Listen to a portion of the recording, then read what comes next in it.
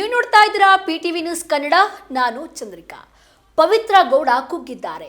ಆಕೆ ನನ್ನ ಮಗಳಿದ್ದಂತೆ ಎಂದು ಮಹಿಳಾ ಆಯೋಗದ ಅಧ್ಯಕ್ಷೆ ನಾಗಲಕ್ಷ್ಮಿ ಚೌಧರಿಯವರು ಯಾಕೆ ಹೀಗೆ ಹೇಳಿದ್ರು ಎಂಬ ಪ್ರಶ್ನೆ ಇದೀಗ ಸಾಮಾಜಿಕ ಜಾಲತಾಣದಲ್ಲಿ ರೀಲ್ಸ್ ಮೂಲಕ ವೈರಲ್ ಆಗ್ತಾ ಇದೆ. ಇದಕ್ಕೆ ಕಮೆಂಟ್ ಮೂಲಕ ಜನರು ಕೂಡ ರಿಯಾಕ್ಟ್ ಮಾಡ್ತಾ ಇದ್ದಾರೆ. ಕಮೆಂಟ್ನಲ್ಲೂ ಬಾಸ್ ಅಂತಾನೆ ಟ್ಯಾಗ್ ಮಾಡಿ ತಮ್ಮ ಅಭಿಪ್ರಾಯವನ್ನ ದಚ್ಚು ಅಭಿಮಾನಿಗಳು ವ್ಯಕ್ತಪಡಿಸ್ತಾ ಇದ್ದಾರೆ. ಅಂದಹಾಗೆ ಮಹಿಳಾ ಆಯೋಗದ ಅಧ್ಯಕ್ಷೆ ಪವಿತ್ರ ಗೌಡ ಬಗ್ಗೆ ಮಾತನಾಡಿದ ಈ ಮಾತು ವೈರಲ್ ಆಗುವುದರ ಜೊತೆಗೆ ಒಂದಷ್ಟು ಜನರು ಇವರು ಯಾಕೆ ಹೀಗೆ ಹೇಳಿದ್ರು ಎಂಬುದೇ ಪ್ರಶ್ನೆಯನ್ನಾಗಿ ಮಾಡಿಕೊಂಡಿದ್ದಾರೆ.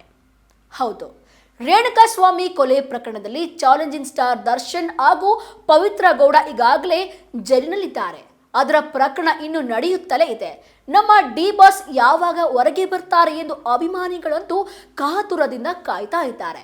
ಇದೇ ಸಂದರ್ಭದಲ್ಲಿ ಪವಿತ್ರ ಗೌಡ ಏನಾದ್ರೂ ಮತ್ತೆ ಅವರ ಸುದ್ದಿ ಬಂದೇ ಇಲ್ವಾ ಅಂತ ಒಂದಷ್ಟು ಜನ ಎದುರು ನೋಡ್ತಾ ಇದ್ರು. ನಮ್ಮ ಡಿ ಬಾಸ್ ಬಗ್ಗೆ ಸುದ್ದಿ ಬರ್ತಾನೆ ಇರುತ್ತೆ, ಆದರೆ ಪವಿತ್ರ ಗೌಡ ಅವರ ಅಪ್ಡೇಟ್ಸ್ ಏನಾಯ್ತು ಎನ್ನುವುದರಷ್ಟರಲ್ಲಿ ಮಹಿಳಾ ಆಯೋಗದ ಅಧ್ಯಕ್ಷೆ ನಾಗಲಕ್ಷ್ಮಿ ಅವರು A1 ಆರೋಪಿಯಾಗಿರುವ ಪವಿತ್ರ ಗೌಡ ಬಗ್ಗೆ ಮಾತನಾಡಿರುವುದು ಸೋಷಿಯಲ್ ಮೀಡಿಯಾದಲ್ಲಿ ವೈರಲ್ ಆಗಿದ್ದು ಸುದ್ದಿ ಆಗ್ತಾ ಇದೆ.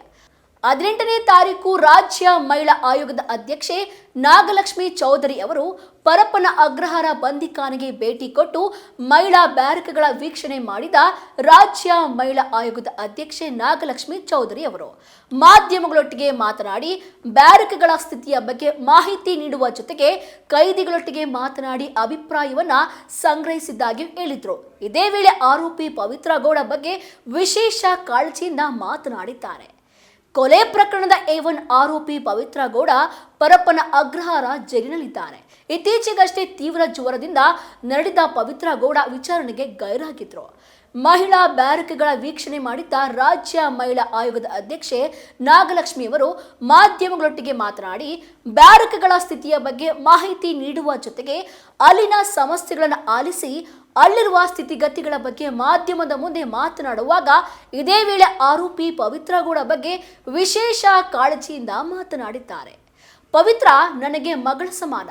ಕಾನೂನು ಪ್ರಕಾರ ಏನು ಆಗಬೇಕು ಅದು ಆಗುತ್ತದೆ. ಅವರು ಸಾಕಷ್ಟು ನೊಂದಿದ್ದಾರೆ. ಮಹಿಳೆಯರು ಭಾವನಾತ್ಮಕ ಜೀವಿಗಳು. ಹಲವಾರು ಮಂದಿ ಮಾನಸಿಕವಾಗಿ ಕುಗ್ಗಿದ್ದಾರೆ ಎಂದು ಮಾತನಾಡಿರುವ ಮಾತು ಇವತ್ತು ರೀಲ್ಸ್ ಆಗಿ ವೈರಲ್ ಆಗ್ತಾ ಇದೆ. ಇನ್ನು ನಾಗಲಕ್ಷ್ಮಿ ಅವರು ಕೇವಲ ಪವಿತ್ರ ಗೌಡ ಬಗ್ಗೆ ಮಾತ್ರ ಮಾತನಾಡಿಲ್ಲ, ಜೊತೆಗೆ ಅಲ್ಲಿರುವ ಎಲ್ಲಾ ಮಹಿಳಾ ಕೈದಿಗಳೊಟ್ಟಿಗೆ ಮಾತನಾಡಿ ಕೈದಿಗಳಿಗೆ ನೀಡುವ ಊಟ, ಸೊಪ್ಪು, ಪೇಸ್ಟ್ ಸೇರಿದಂತೆ ಎಲ್ಲವನ್ನೂ ಪರಿಶೀಲಿಸಿ ಸೂಕ್ತ ವ್ಯವಸ್ಥೆಯನ್ನ ಮಾಡಬೇಕು ಎಂದು ಆಗ್ರಹಿಸಿದ್ದಾರೆ. ಇನ್ನು ಪವಿತ್ರ ಗೌಡ ರೇಣುಕಾಸ್ವಾಮಿ ಕೊಲೆ ಪ್ರಕರಣದಲ್ಲಿ A1 ಆರೋಪಿ ಆಗಿದ್ದಾರೆ. ಈ ಹಿಂದೆ ಅವರಿಗೆ ಜಾಮೀನು ಸಿಗ್ತಾ ಇದ್ರು.